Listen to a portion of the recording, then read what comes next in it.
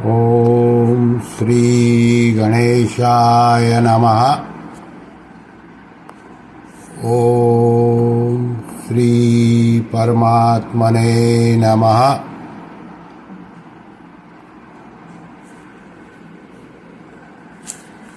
सभी गीता प्रेमी साधकों को सादर प्रणाम के साथ जय श्री कृष्ण। हमारी यात्रा में हम पहुंचे हैं अध्याय 10 श्लोक क्रमांक 17। भगवत चिंतन के विषय में अर्जुन का प्रश्न है। कथम विद्यामहं योगिस्त्वां सदा परिचिन्तयन् केषु केषु च भावेषु चिन्त्योऽसि भगवन् मया।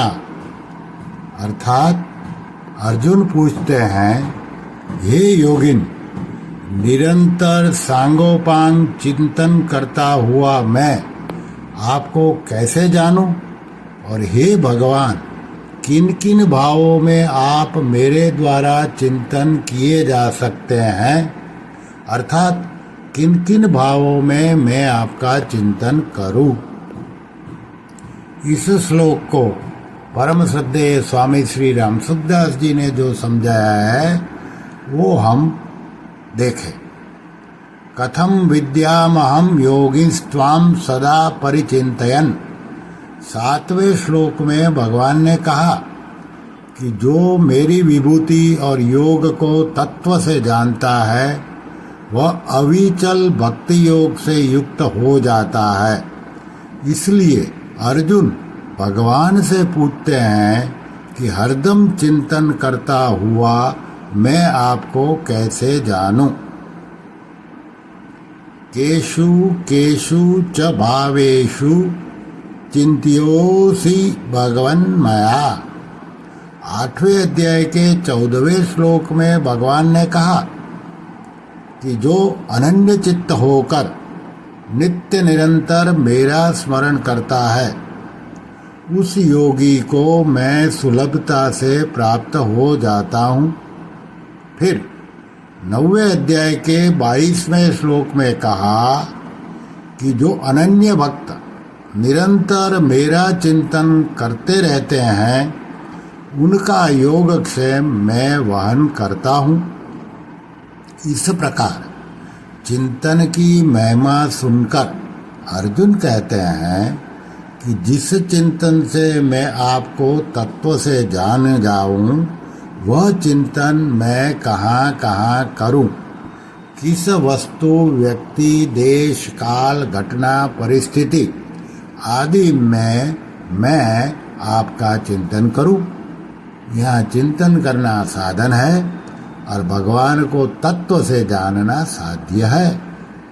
यहाँ अर्जुन ने तो पूछा कि मैं कहाँ कहाँ, किस किस वस्तु, व्यक्ति, स्थान आदि में आपका चिंतन करूं, पर भगवान ने आगे उत्तर यह दिया कि जहाँ जहाँ भी तू चिंतन करता है वहाँ वहाँ ही तू मेरे को समझ। तात्पर्य यह है कि मैं तो सब वस्तु, व्यक्ति, देश, काल आदि में परिपूर्ण हूँ। इसलिए किसी विशेषता, महत्ता, सुंदरता आदि को लेकर जहाँ जहाँ तेरा मन जाता है वहाँ वहाँ मेरा ही चिंतन कर। अर्थात वहाँ उस विशेषता आदि को मेरी ही समझ। कारण कि संसार की विशेषता को मानने से संसार का चिंतन होगा, पर मेरी विशेषता को मानने से मेरा ही चिंतन होगा। इस प्रकार संसार का चिंतन मेरे चिंतन में परिणित होना चाहिए। अर्जुन के प्रश्न का तात्पर्य है कि हे भगवान, आप किन किन रूपों में प्रकट हुए हैं और जिन रूपों में मैं आपका चिंतन कर सकूं। अर्जुन ने यह प्रश्न सुगमता पूर्वक भगवत प्राप्ति के उद्देश्य से किया है।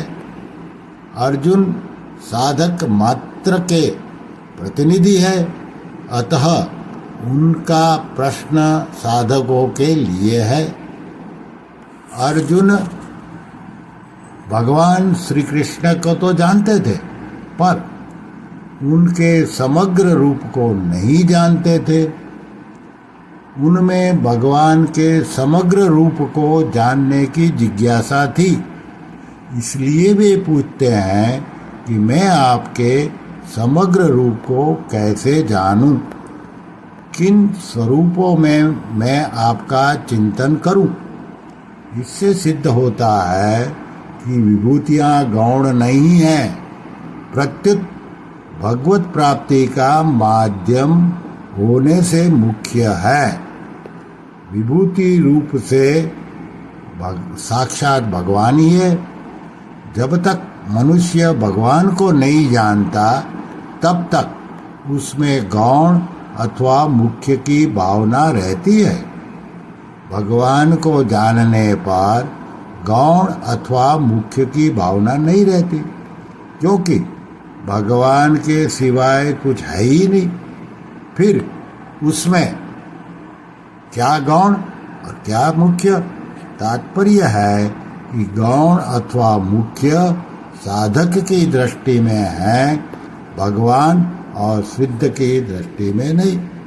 श्री कृष्ण शरणं मम, श्री कृष्ण शरणं मम, श्री कृष्ण शरणं मम। ओम श्री कृष्णार्पणमस्तु।